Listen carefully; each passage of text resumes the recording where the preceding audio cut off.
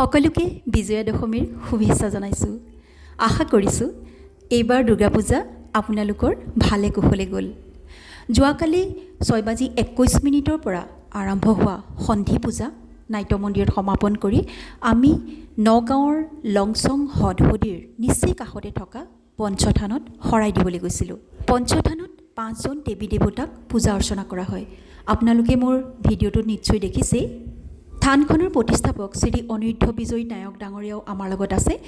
এইফালে ফটোত দেখিছে, এইফালে গংগুত্ৰী মা আৰু বজৰংবলী আছে। এয়া লংচং হদহদিৰ প্ৰথম কুণ্ড।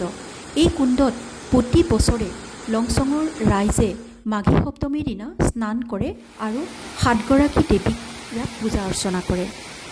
ইয়াৰ দ্বিতীয় কুণ্ডও এয়া কেমেৰাত দেখিছে। ইয়াৰ পৰা অলপ গৈয়ে ইয়াত দ্বিতীয় কুণ্ডৰ সৃষ্টি কৰিছে।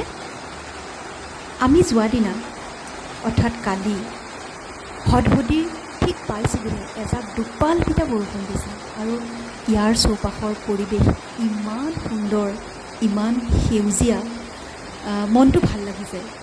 এটা শীতল সতেজ পৰিৱেশ। এয়া লংচং হদহদি আৰু লংচং পাহাৰৰ নিচেই কাষতে থকা লংচং চাহ বাগিচা।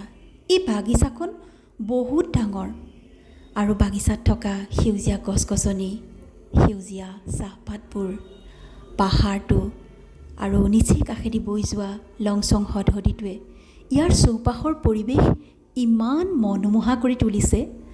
মোৰ ভিডিঅ'ত আপোনালোকে নিশ্চয় দেখা পাইছে। এটা শীতল শীতল পৰিৱেশ। এই ঠাইলৈ 12 মাহেই পৰ্যটক আহে এই ঠাইৰ পৰিৱেশ সৌন্দৰ্য উপভোগ কৰিবলৈ।